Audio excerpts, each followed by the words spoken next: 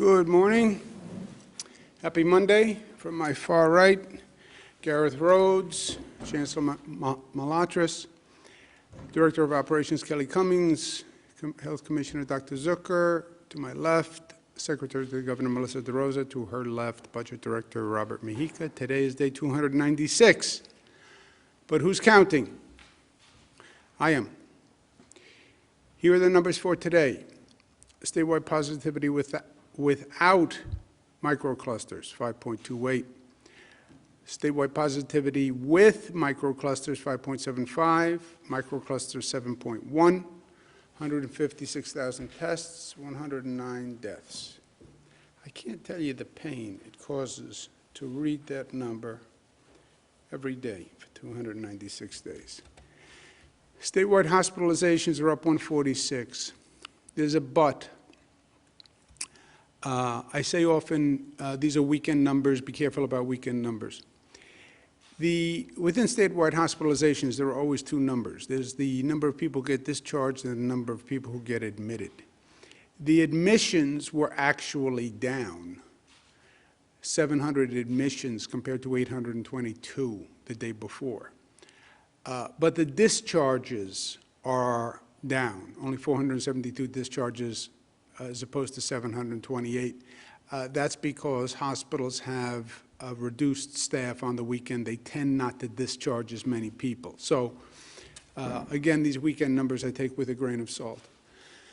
I take the weekend numbers with 2 grains of salt. I take all these numbers with 1 grain of salt. It's more the direction than anything else. The ICUs are up 50, the intubations up 13. Across the state, percentage of that population hospitalized, Finger Lakes, 0.06. They've done a reversal with Western New York. Western New York was a real problem, and now Finger Lakes are a worse problem. And Western New York, knock for Micah, has flattened for the time being, and that's good news. Finger Lakes is a problem. Because they are part of Western New York. There's a lot of travel between Western New York, between Buffalo, Erie County, Monroe County, et cetera. And you can't have 2 contiguous areas where one has a low infection rate and one has a high infection rate, because the high infection rate winds up infecting the lower infection rate. So the Finger Lakes are a problem in and of themselves. They're also a problem for Western New York. Central New York, 0.05, Southern Tier, 0.03, Mid-Hudson, 0.03. Mohawk Valley is also a problem. 0.04, North Country is good. Capital Region, 0.03, Long Island, 0.04, New York City, 0.03. When you look at the positivity, it's Finger Lakes and it's Mohawk Valley. And those are the problem areas that we're focusing on now. This is the ongoing COVID whack-a-mole. You bring it down in one region, it pops up in another, and that's what we've been dealing with. When you look at New York City, Staten Island, and there is no reason for Staten Island.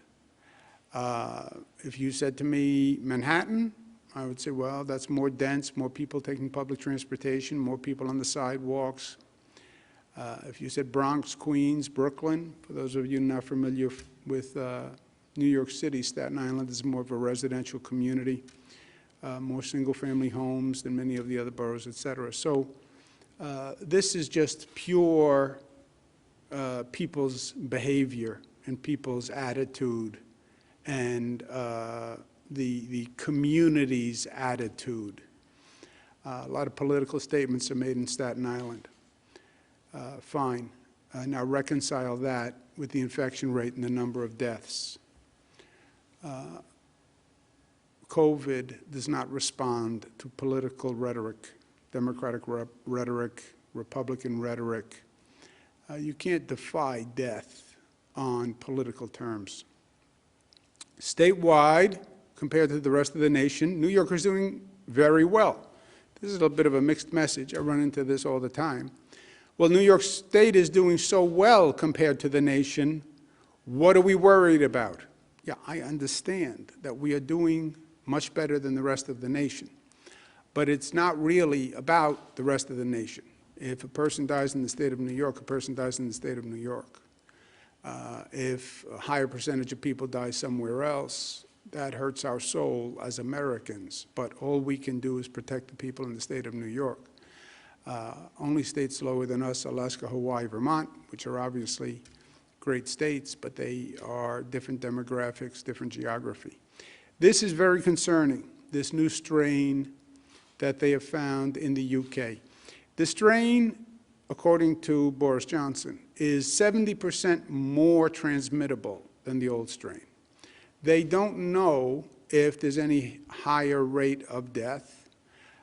They don't know if the vaccine is as effective with the new strain.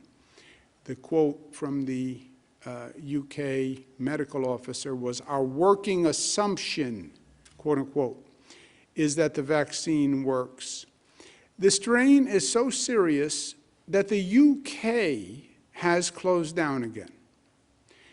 If the UK believes the strain is so serious that Boris Johnson, who said the week before, we're not going to cancel Christmas, we're not going to close, did a 180-degree turn and then closed parts of the UK, it's serious, my friends, and we are on notice about it. Why don't we act intelligently for a change? Why don't we mandate testing before people get on the flight or halt the flights from the UK now? Many other countries have done this. This is not a case of first impression. You have many countries that have just restricted flights from the UK. Many European countries have done it. Why are we doing nothing? 120 countries require the UK travelers that have received a negative test before they get on the plane in the UK. 120 countries. And the United States has done nothing. People in government often believe doing nothing is safe. Well, if I do nothing, I won't be criticized. I don't believe that. I believe that's exactly wrong. There are situations where doing nothing is actually doing something, where doing nothing is actually an affirmative action. When you do not require the UK flights to be tested, you are allowing thousands of UK passengers to arrive here every day. The authorities say they haven't found the strain here yet. They are science-based. Until they find the strain, they will say there is no strain. I believe, intuitively, it's already here. I believe that. Because if it's been flying around the world, it will be here. And I say that intuitively because I have an educated intuition, because I lived this, and you lived this. This was the spring. This is how we had that New York ambush in the first place. This was, don't worry, the coronavirus is in China. No, it wasn't. The coronavirus got on a plane in China and went to Europe and came here from Europe. And nobody said anything for 2 months in the federal government. And it had been coming for so long that it was then too late. If this is more transmittable than COVID, 70 times more, says Boris Johnson, this is a major problem. And for us to once again be incompetent as a federal government and take no action is just not a viable option for us in New York. We learned this lesson the hard way, and we're not going to go through it again. We have been victimized by federal incompetence and federal negligence. That is a fact. And we're not going to be victimized again. There are 3 airlines that come from the UK and fly into our airports. Our airports are run by the Port Authority of New York, New Jersey. The three airlines are British Airways, Delta, and Virgin Atlantic. They daily are bringing several thousand passengers per day. I am asking those airlines to add New York State to the list of the 120 countries that require tests before the flights leave the UK for New York. 120 countries do it. My request is simple. Please add New York to the list of 120 countries. Well, you're not a country. I know that. But as governor of New York State, I have asked them to do that. We do have a public health emergency in existence in New York State. The British Airways, I have spoken to myself, and they have voluntarily agreed to add New York to the 120 countries that will do pre-boarding testing. And they will start that tomorrow. That's the same type of testing that many of the countries on the 120 list have agreed to. I want to thank British Airways. This was a very rapid decision by them. They were considerate, and I truly appreciate it. Obviously, British Airways could have taken a different path, but they agreed to be cooperative, and they said they will not send flights to JFK unless those people have been tested pre-boarding. So thank you very much. There are two other airlines, Delta and Virgin, and I've requested for them to voluntarily agree. If they do not agree voluntarily, then New York State will pursue other options. But I would not be doing my job as governor of New York if I sat here and let the federal incompetence create another emergency and disaster that cost the lives of New Yorkers. I am only a governor, but I will do anything I can and whatever I can to protect the people of the state of New York. That is my job. And I know and I believe my intuition is correct, that this is another disaster waiting to happen. If the UK closed down, if 120 countries require testing, if Canada left a plane on the tarmac because they wouldn't allow it to deboard, if the other European countries have said that they're banning travel, why are we doing nothing? Why are we doing nothing? Why did we do nothing in the spring? I'm not going to allow it to happen, or I will try my best to do everything within my power.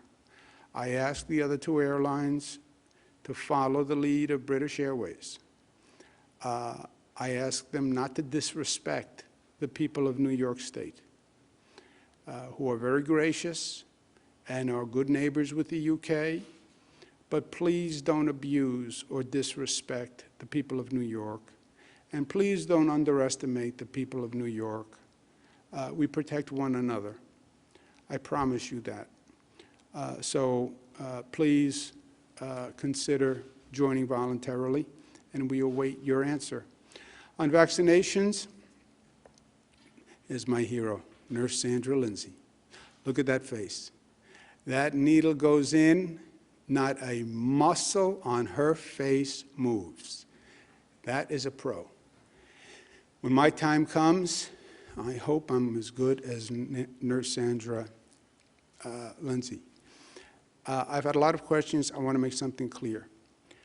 Politicians are now talking about who's getting a vaccination. There is no politics in the vaccination process. There is no politician in the state of New York who is in control of the vaccination process. We went through this in COVID testing. Big shots get to the front of the line. Celebrities get to the front of the line. Affluent people get to the front of the line. This preferential treatment in COVID testing. It undermines the entire sense of democracy and equality and a government that works for all people. And in this time of COVID, where we've seen gross injustices, politics has nothing to do with it. There is no governor, there's only one governor in this state, but there's no governor, no county executive, or no mayor who controls the process. Anyone who says differently is either not telling the truth or violating the law. So let me know if either of those two happen. This is entirely done by medical professionals. We get the vaccine. We distribute the vaccine to a regional hub hospital. That hospital does the vaccinations for that region. We define the categories of people who are eligible, phase 1A, phase 1B, et cetera. And basically, we follow federal advice on that. But we tell the hospital, this is the eligible category, you administer the vaccine.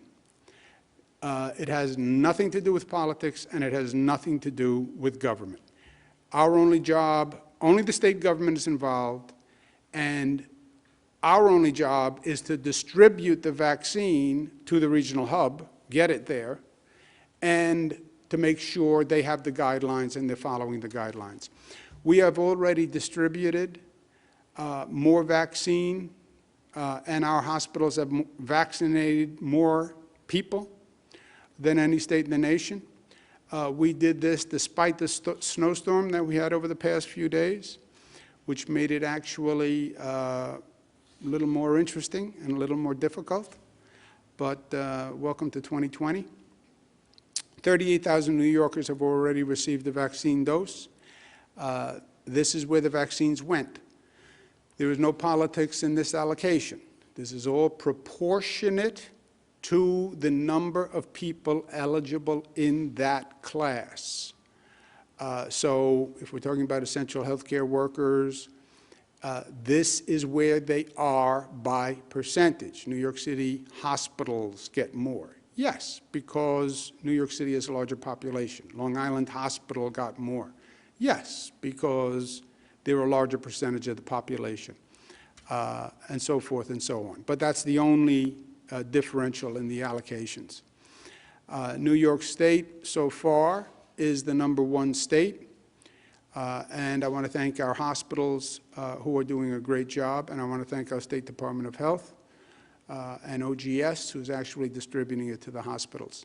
More vaccines are coming every day, 346,000 Moderna coming this week, 120,000 more Pfizer doses coming this week. We expect to have a total of 630,000 doses by this week. This week, we increase the priority populations that the hospitals will be allowed to administer. Federally qualified health center workers, EMTs, coroners, medical examiners, funeral home workers, other congregate care workers, and residents. This week, we also start the federal program to vaccinate in nursing homes, residents and staff in nursing homes. It is estimated that it will take 6 weeks, 3 days at each facility. Day 1, everybody receives 1 shot. That should take 2 weeks. Day 2, second shot. Day 3, the remaining staff. So 3 days, they basically break up the residents and staff in 3 groups, and they do it over 3 days. Total program is supposed to be 6 weeks. The pharmacies, we have worked with the pharmacies and the federal government. CVS is going to do 271, Walgreens 253, other pharmacies 94. These are the 618 nursing homes that are enrolled in the program. Again, it is basically proportionate to where the nursing homes are. This morning, we started in the nursing homes, and these are pictures from this morning. There we are in the Bronx, in Rochester, in Queens, everyone receiving the vaccine, PPE on the nurses and doctors. Key for me in this vaccination program is to make sure the vulnerable communities and underserved communities are not left behind. They were left behind during COVID, highest death rate, highest infection rate, lowest testing rate. Black communities, Latino communities, poor communities. Left to the market's forces, you will see once again Black, Latino, and poor communities left behind.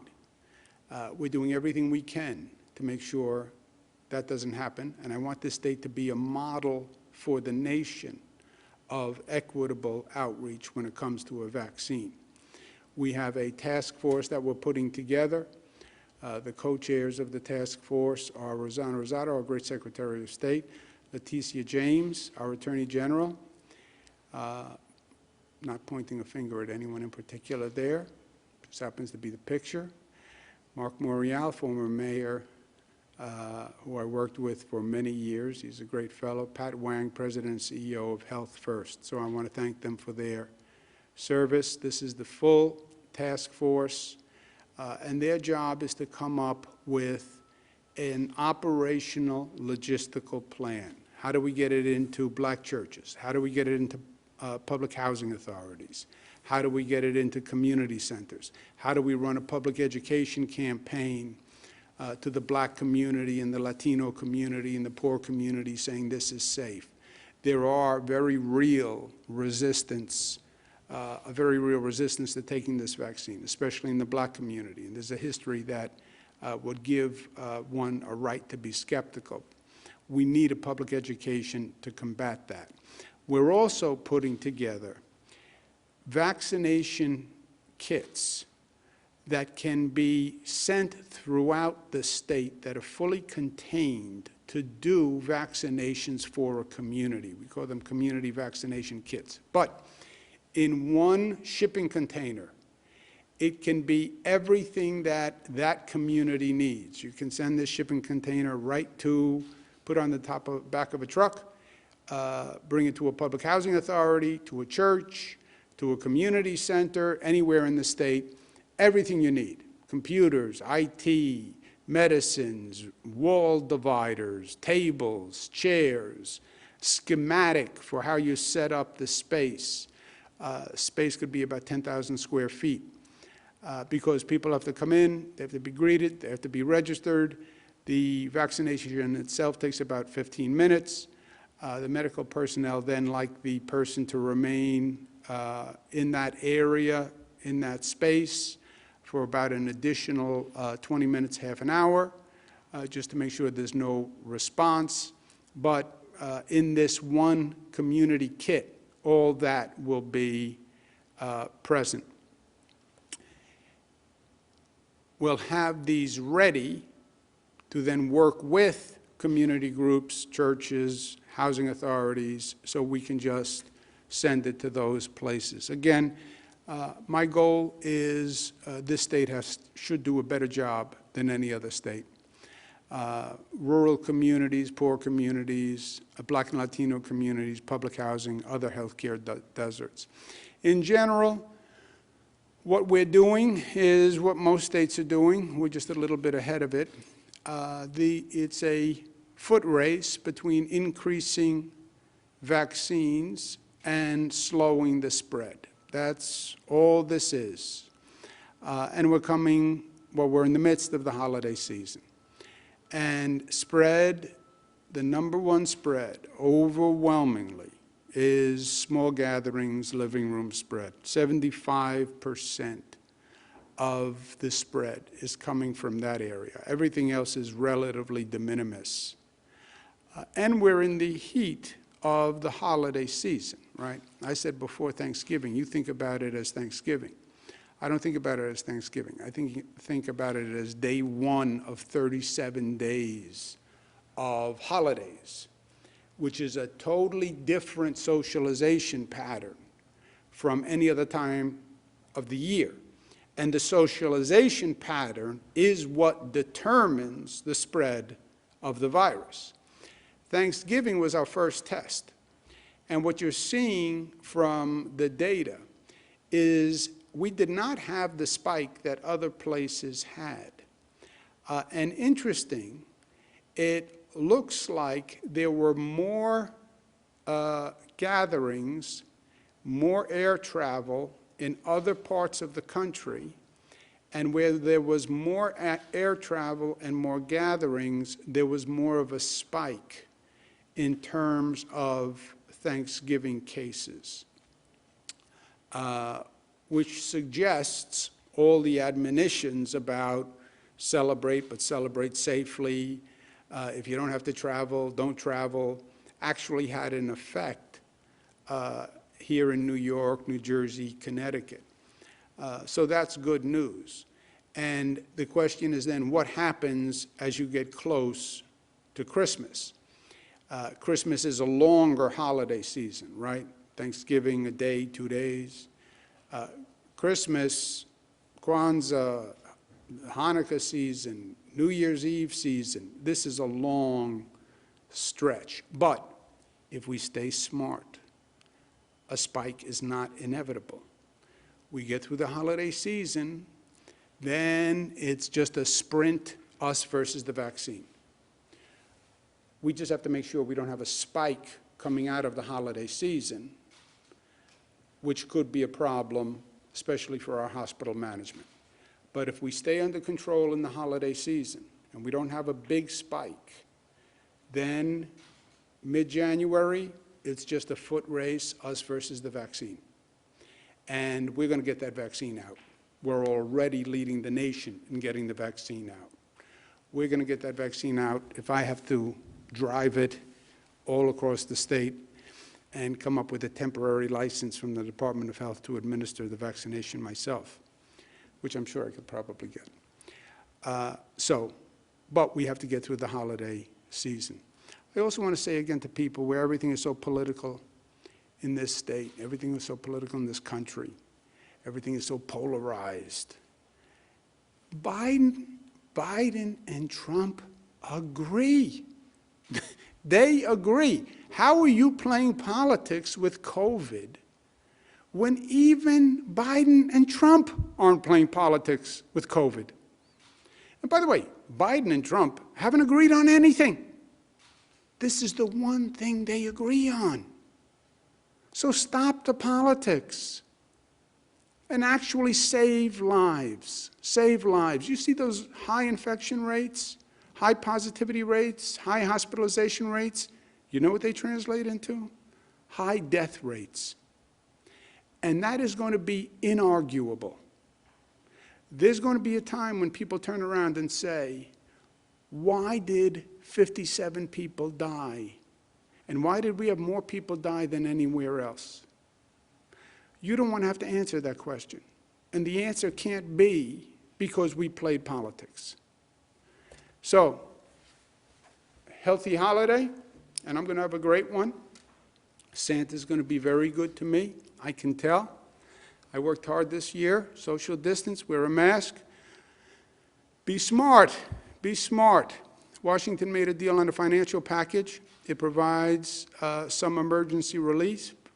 I spoke to Leader Pelosi about it a number of times. I spoke to Senator Schumer about it a number of times.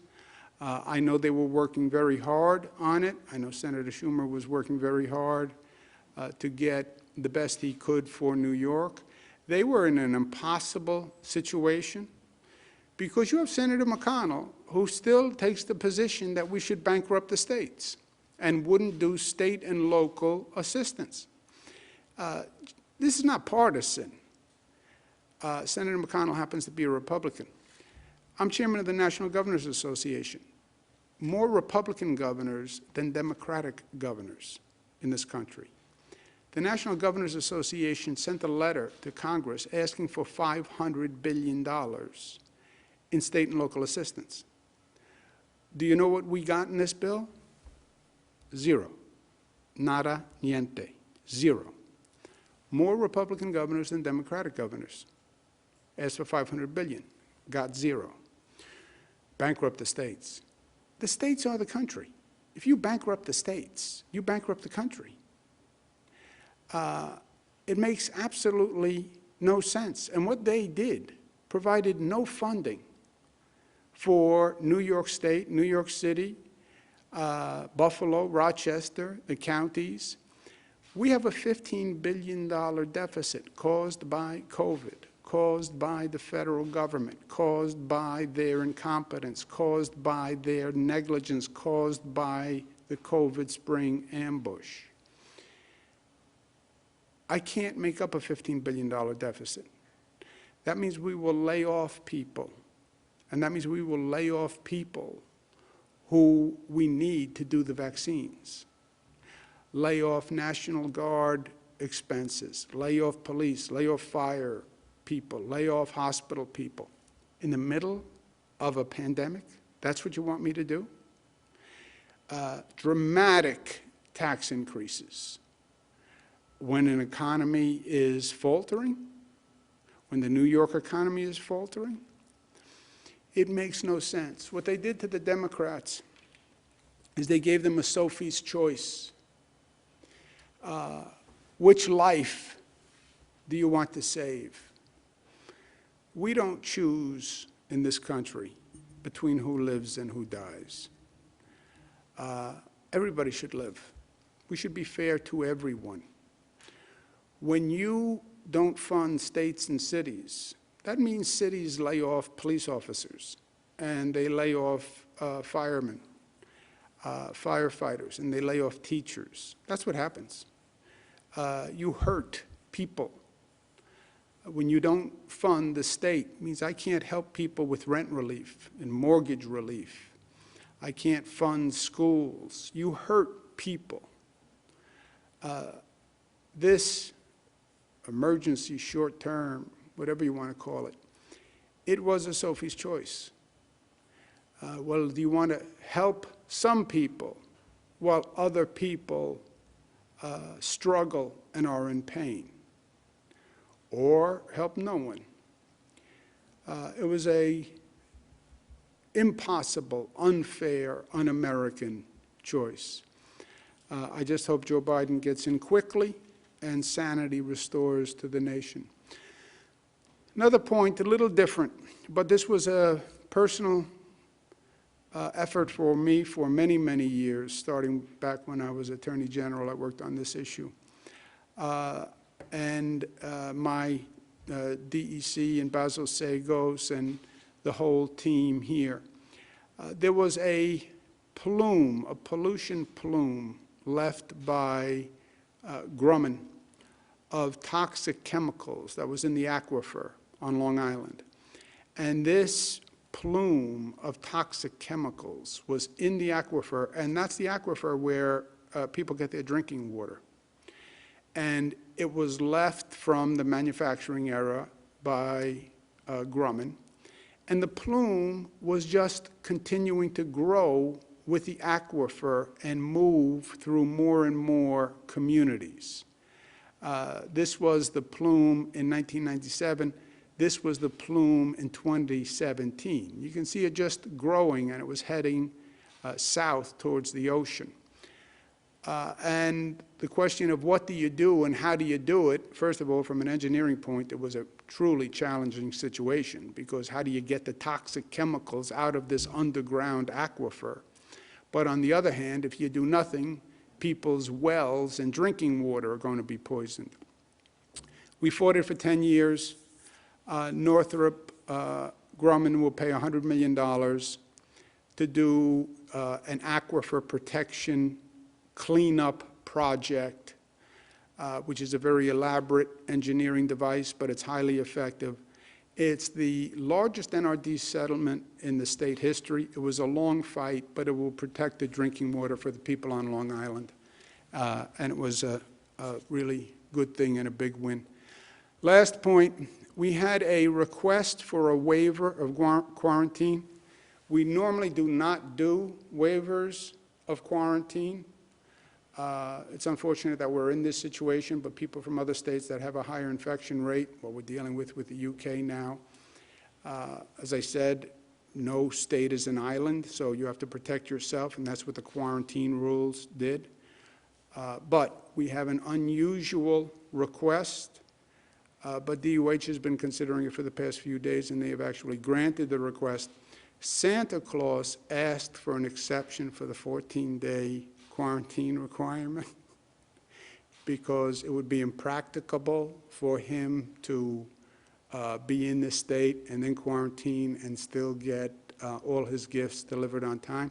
DOH was flexible. They have granted the quarantine waiver, but Santa is required to wear a mask this year. I think you will still be able to recognize him, even though he'll be wearing a mask, because he does have a fairly distinct outfit that he wears, plus his body style is fairly distinct.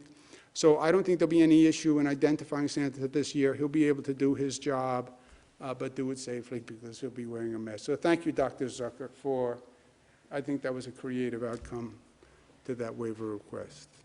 Questions? Thank you, Governor. If you'd like to ask a question, please use the raise hand function at the bottom of your window. We'll take a moment to compile the Q&A roster.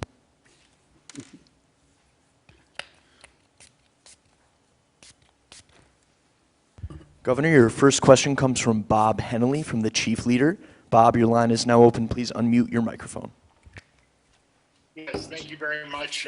Thank you very much, Governor, for these calls. And I just wanted to ask you, could you explain why New York State continues to rebate back to Wall Street the proceeds of the stock transfer tax first enacted in 1905 until 1981, when the state decided to rebate it back for decades? Since, according to sources in the Assembly, it's generated in the last 10 years $138 billion, even as the state closed hospitals and communities of color. How can New York ask sister states to bail us out that may be poorer if we take the money from the federal government in the front door? We're shoveling out this hidden subsidy to Wall Street out the back. Yeah, I don't know the specifics on that tax. Maybe Rob does. Do you know? Yeah. So the stock transfer tax is a misnomer. It's not really a tax. It was eliminated decades ago, and all it is a paper transaction where no one ever actually pays the tax. It shows up as a negative on people's filings. Moreover, there's been discussions in New Jersey regarding a stock transfer tax, and I think they've moved off of any of those discussions as the stock exchange talked about moving into other states where you can have these transactions without being taxed. But there is no tax in New York on stock transfer tax, hasn't been around in decades, and there's nothing on the books, and there is zero tax that has been collected for decades. Next question, operator. By the way, New York State claim Governor, is your still next available. question comes from Peter Haskell, WCBS Radio. Peter, your line is now open. Please unmute your microphone. Hey, Governor, you talked about the flights from Great Britain. In the past, you've mentioned the fact that the test is just a snapshot. Is a negative test good enough, or should we just shut it down completely? Well, good question. Peter, I think the United States should do what other countries have done, which is halt the travel. Other countries have halted travel because, Peter, they don't know what they are talking about. Well, that's an offensive statement. No, it's not an offensive statement. They will say they don't know. They will say they don't know. I was on the phone with top experts all weekend. We don't know if it's more deadly. We don't know how much more easily it's transmitted. We don't know if the vaccine is effective. Our working assumption is that the vaccine is effective. This is back in the spring. Remember in the spring, Peter, they all changed their tune 10 different times. The only way it's spread is if a person sneezes or coughs. Oh no, that's not right. There's also asymptomatic spread. You don't have to have any symptoms and you can spread it. You have to be very careful about surfaces. Don't touch surfaces because it can be spread from surfaces. We disinfect all the trains and subways. Not so much on surfaces. In the beginning, you don't have to wear a mask. Oh, now everybody has to wear a mask. We saw this movie. UK closes down, other countries ban. Yes, I think the US should halt travel until they know what they're talking about, period. And the way they should have halted travel from Europe in the spring before they allowed the virus to come the first time. This is take two. You know, they talk about a second wave. There has been no second wave. This would be the second wave. This would be a mutated virus coming back, which is what phase second wave was, right? Second wave, 1918 flu pandemic. First wave, virus mutates, and then you have a second wave. This is a mutated virus that they think, according to the UK, transmits much, much faster. Why are you doing nothing? Now, I have no legal authority on international travel. When a plane lands at an airport, only Customs and Border Patrol has that jurisdiction. That's my issue here. I can't halt flights. I call on the US government to do it. However, you're landing on New York soil, and you are landing within the state of New York. And therefore, I do have legal jurisdiction that I can assert. But my preference would be what the other countries did. U.S. should halt travel until we know what we're talking about and we know the facts. Don't make the same mistake you made in the spring. If you can't do that, then negative test required before they get on the flight. Best would be halt. You're right there, Peter. Operator, next question. Governor, you now have Jennifer Lukey from WHEC TV. Jennifer, your line is now open. Please unmute your microphone. Good afternoon, Governor. You have, over the course of the last few days, specifically called out the Finger Lakes region. What do you attribute to the increase we're seeing here? And do you have any further plans to increase restrictions or enforcement? In this phase we're in this set of circumstances we're in with the virus, the overwhelming spread is small gatherings, living room spread, holiday spread, call it what you will. In many ways, it is an adaptation. You know how they talk about mutations of the virus? There are also mutations of people's behavior patterns.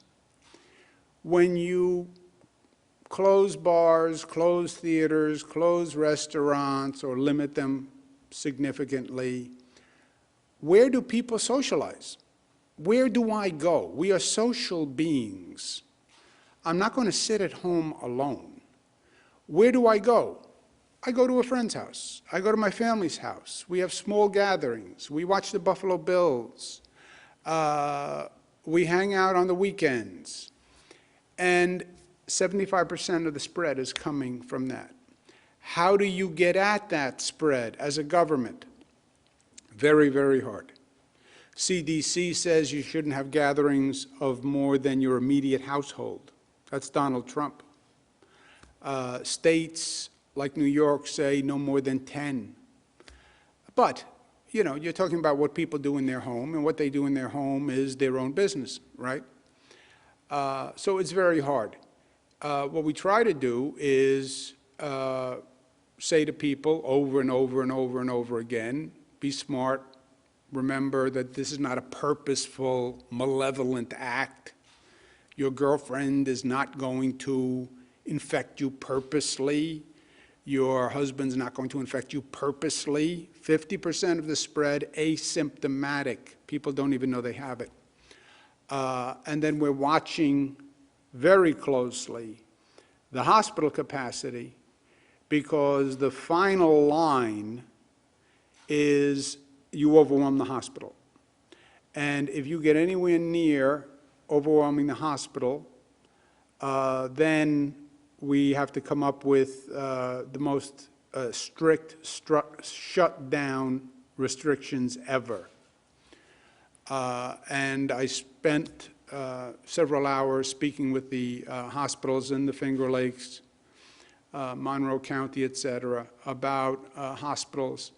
We have the Lieutenant Governor Kathy Hochul is doing follow-up with Dr. Zucker. But that's where the spread is coming from, and that's why we're worried about the holiday season. Next question, operator. Governor, you now have Cameron Hurst from the Post-Journal. Cameron, your line is now open. Please unmute your microphone. Governor, thank you so much for the opportunity to ask a question. Pharmacy workers here in southwestern New York had expressed concern that they will be sent into nursing homes this week to vaccinate those in congregate care facilities, but that they themselves would not be vaccinated. Are they included in the population expansion you announced today? Question is, what category are pharmacy workers in? Who knows? Yeah, the pharmacy workers are included in the first group of healthcare workers. So they are in the 1A category. So pharmacy workers will be getting vaccinated as well. So the vaccinators will be getting vaccinated along with the residents of the nursing homes as well as the nursing home staff. 1A, as you know, is the highest category, so they're in the top category. By the way, we are still making New York State clean, and it is still available. Kelly Cummings, mastermind, when we had the shortage of hand sanitizer. It's highly effective. If you inhale it, it also clears your sinuses, wakes you up. Next question, operator. Governor, your next question comes from Sydney Pereira from The Gothamist. Sydney, your line is now open. Please unmute your microphone. Hi, Governor. Thanks for taking my question. The first question I wanted to ask about is, for people that are in the upcoming phases, how can they kind of get online for the vaccine, especially if they're older people or people with other health conditions? What should they be doing proactively to make sure that they are included when their time comes? And a little bit unrelated, the deadline to sign the automatic voter registration is tomorrow. Do you have any updates, and do you plan to sign it? Okay. I will ask, who knows the first question? How do people get ready to get the vaccine? What can they do to get on a list? Is there a list? I don't think there is a list. There's no list right now, right? So the people you're talking about would go into the next category. So there are approximately 2 million individuals in the first category, which is 1A, which includes the healthcare professionals, congregate care, and those. We're now getting ready to prioritize 1B, which is the next section. But remember, we have about 550,000 vaccines right now. That category, the first category, is 2 million. When we get to the next category, the federal government just over the weekend, yesterday, gave some guidance on 75 and older and people with comorbidities. So we're reviewing that. When we have the prioritization for the next category, then we'll communicate that to the public and come up with a process for individuals to have access. On the automatic AVR bill, the deadline is tomorrow or the next day, I believe, and this pen works, and I'm going to use it. Next question, operator. Governor, your next question comes from Josefa Velasquez from the City. Josefa, your line is now open. Please unmute your microphone. Hi, Governor. Over the weekend, we've been seeing members of Congress citing the COVID-19 vaccine as a part of the group that keeps the function of government going. Where do you fall in the line of people that are waiting to get vaccinated? And when do you expect to be part of that group? Josefa, you broke up a little bit. I would be in I'm in no special group. I don't have any underlying illnesses, so I am in no special group. I would be the general population group. We were thinking about getting people to take the vaccination as a way to build confidence in the vaccination. I think that's why Vice President took it, and Joe Biden took it, and the Congress took it. And New Yorkers are skeptical, and we set up the New York State panel to approve it as a way to build confidence in the vaccine. And I have a lot of people who just say to me when I walk around, well, if it's so safe, why didn't you take it? So, which is such a great New York attitude. You know? It's so good, why don't you do it? I had said I would take it as soon as the panel authorized it, and I'm willing to take it. The flip side is I don't want anyone saying, well, you took the vaccine and it should have gone to an essential worker. You know, with New Yorkers, you can't make anybody happy. So that's the yin and the yang. I would take it today, but I don't want the flip side of people saying, well, that was a vaccine that could have gone to an essential worker. One more question, please. Governor, your last question comes from Paul Liotta from the Staten Island Advance. Paul, your line is now open. Please unmute your microphone. Good afternoon, Mr. Governor. Thank you for taking my question. Yesterday, you mentioned a Staten Island politician, last week, excuse me, regarding the pandemic and not taking it seriously. I just want to see if you could tell me who that was and what evidence there is regarding Staten Island's attitude and is affecting its infection rate. What evidence is there that Staten Island's attitude is affecting the infection rate? If you listen to many of the comments of Staten Islanders and the actions of many Staten Islanders, I think they are demonstrable evidence that many Staten Islanders do not believe the COVID restrictions are necessary. And I think that's probably one of the understatements of the year. If you do not follow safe practices for COVID, the likelihood that you will get infected is higher. If you go to mass gatherings, protests, restaurants, bars without masks, the likelihood that you will get infected is higher. That is a fact, right? There are still facts. It's a virus. It spreads. If you don't take safe precautions, you're more likely to become infected. No mask, no social distancing, participating in large gatherings, you are more likely to get infected. That's a fact. You then have to figure out, why is Staten Island's rate higher? Given their demographics, given their geography, why is their rate higher? That's what you have to figure out. And if you haven't heard evidence of a theory on Staten Island that the restrictions are not necessary, then I think you haven't been listening to the people on Staten Island.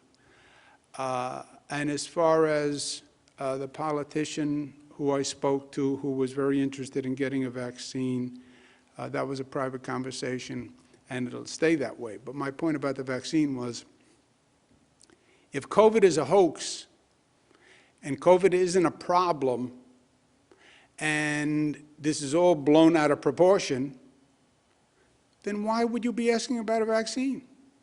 Don't worry about it. Have a good day.